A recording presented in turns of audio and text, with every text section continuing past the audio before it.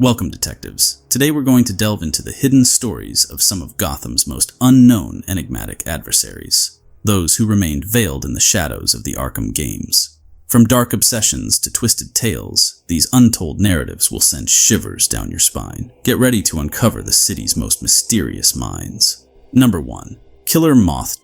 Drury Walker, a small-time crook, donned the persona of Cameron Van Cleer, a master criminal who then masqueraded as the notorious Killer Moth, becoming a hired gun for Gotham's underworld elite. Armed with his ingenious weaponry, including the formidable cocoon gun, he sought to make a name for himself in the criminal underbelly, but his encounters with the Batman were a recurring tale of defeat.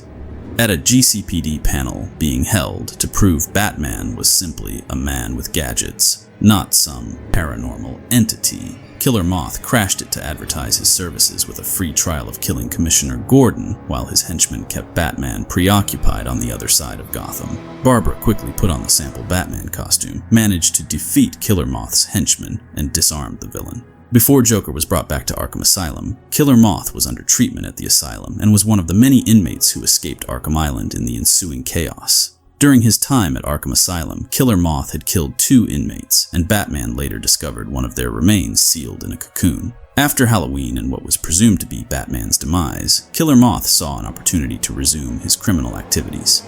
Little did he know, a new vigilante, the Red Hood, had taken to the streets. In a grim twist of fate, Killer Moth crossed paths with this ruthless enforcer of justice, leading to his ultimate demise at the hands of the Red Hood.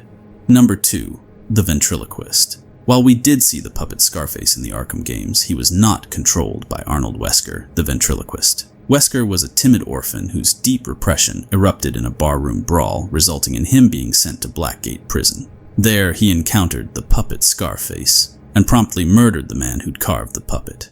The two became inseparable. Scarface took the reins, orchestrating their criminal ventures, while Wesker struggled as a reluctant lackey, compelled to enact the puppet's dark desires. After being psychologically evaluated, Arnold Wesker was found to be insane. He was sent to Arkham Asylum along with Scarface. During the assault on Arkham film, the Ventriloquist was not present, but Scarface is found in a box in the Arkham storage facility. Records show that Arnold Wesker had been released from Arkham Asylum by the time the Joker gained control over the island. Arnold was one of the people on the Joker's party list that Batman took from Harley. His submachine gun is found in the asylum's penitentiary area as a Riddler challenge. Scarface is later seen controlled and then thrown by Joker. During Arkham City, Wesker was not arrested and put into Arkham City, but he was mentioned through the GCPD radio frequency that he has robbed a bank and had taken 2 people as hostages, meaning that he has not given up his criminal ways. Arnold Wesker, a man at war with himself, a master puppeteer and his sinister marionette, forever locked in a dance of darkness. If you're enjoying this video, please do me a quick favor and hit the like button. It's easy for you and it helps me and the channel out a lot. Numbers 3 and 4. Tweedledee and Tweedledum. Deaver and Dumfrey Tweed, 2 cousins whose striking resemblance made them seem like identical twins, shared more than just family ties. They had a penchant for the absurd and a deep obsession with Lewis Carroll's Alice in Wonderland.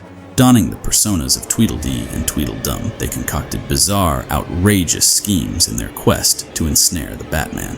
Dr. Penelope Young's psychological profile of them stated, "The Tweed cousins' obsessions with Alice's adventures in Wonderland is similar to that of Jervis Tetch, but unlike Tetch, the Tweeds are not delusional so much as severely dependent on each other, with a shared fixation on extreme roleplay. They know they are not Tweedledum and Tweedledee, but nonetheless delight in acting like them. They're complex rhyming and complicated in jokes and prolong their treatment sessions, but the intense aggression they show when separated hardly make things easier." Young avoided scheduling sessions with them on the same days she was treating Tetch, as otherwise the nearly endless recitation of selections from Lewis Carroll would be enough to make even her question her sanity, or at least her career choices. When Batman brought Joker back to Arkham Asylum, Tweedledum and Tweedledee were playing at the seesaw close to the entrance to Island. They escaped the island once Batman drove through the gates, leaving their hats behind in all the hurry.